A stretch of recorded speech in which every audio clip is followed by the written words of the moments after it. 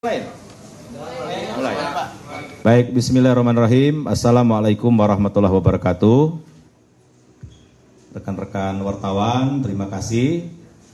Karena dari kemarin atau pasca putusan MK, banyak sekali yang me-WA saya, nelpon, minta untuk menyampaikan pernyataan tentang putusan MK yang salah satunya itu tentang pemilihan suara ulang atau PSU di Kabupaten Serang yang dalam putusan MK itu menyebut nama Menteri Desa, yaitu saya sendiri, Yandri Susanto. Perlu saya sampaikan kepada teman-teman,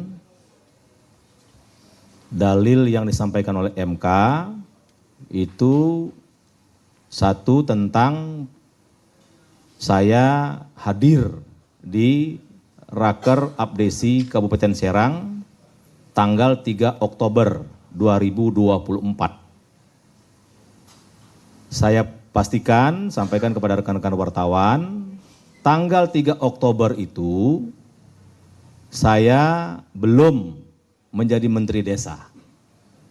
Ya, karena dilantiknya tanggal 21 Oktober 2024. Jadi tanggal 3 Oktober 2024 saya diundang, bukan pihak yang mengundang para kepala desa.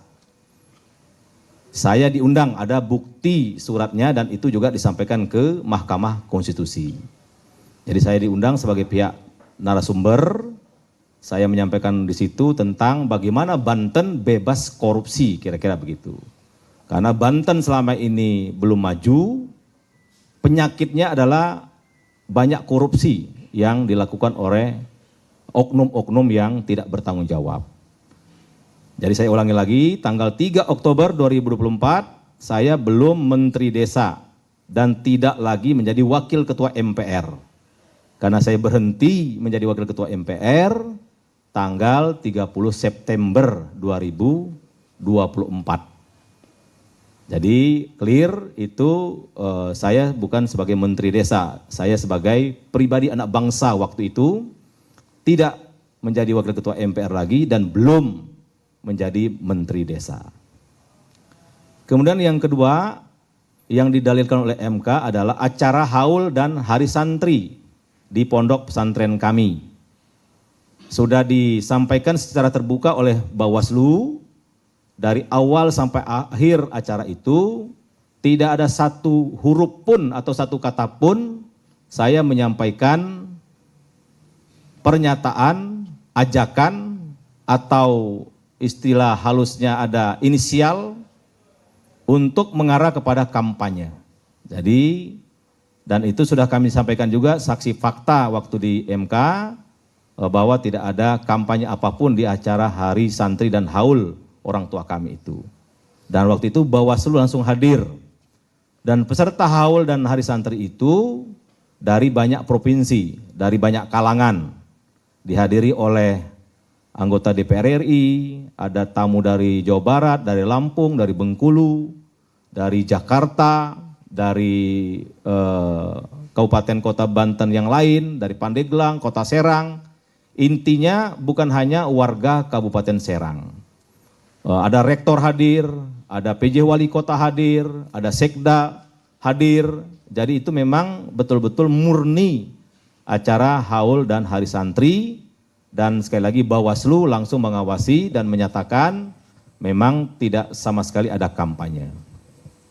Nah yang ketiga yang mereka dalilkan adalah kunjungan kerja saya sebagai Menteri Desa ke Kabupaten Serang.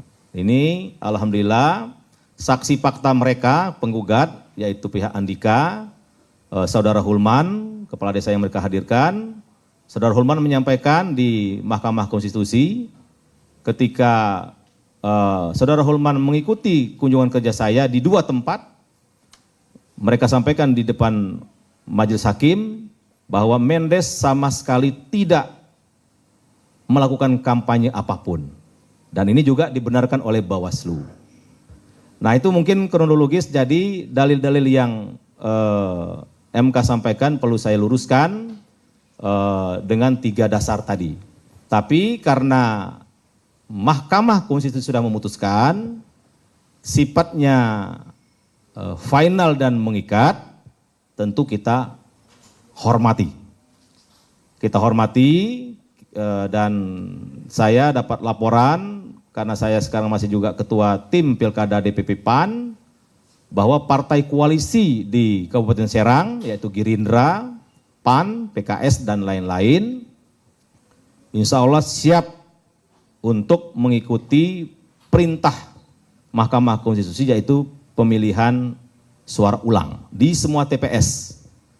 Dan pada kesempatan ini kami sampaikan juga, kalaulah saya bisa mengendalikan kepala desa, toh saya baru berapa minggu jadi menteri desa, ya kan? Dan saya sebagian besar tidak kenal dengan kepala desa yang ada di Serang.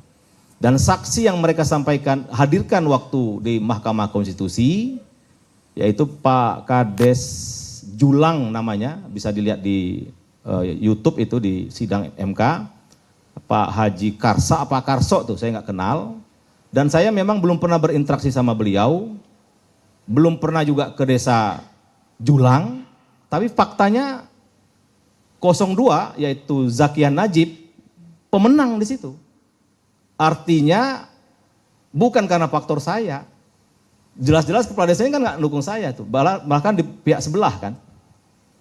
Tapi masih bisa menang telak 02 situ. Artinya saya meyakini dan menghargai suara rakyat di Kabupaten Serang, 71% kemenangan yang dibatalkan oleh Mahkamah Konstitusi kemarin itu benar-benar suara rakyat. Karena memang mereka tidak lagi mau ada korupsi, tidak ada lagi mau ada jual beli jabatan di Kabupaten Serang, tidak ada lagi hal-hal yang tidak diinginkan seperti sampah-sampah berserakan dan sebagainya.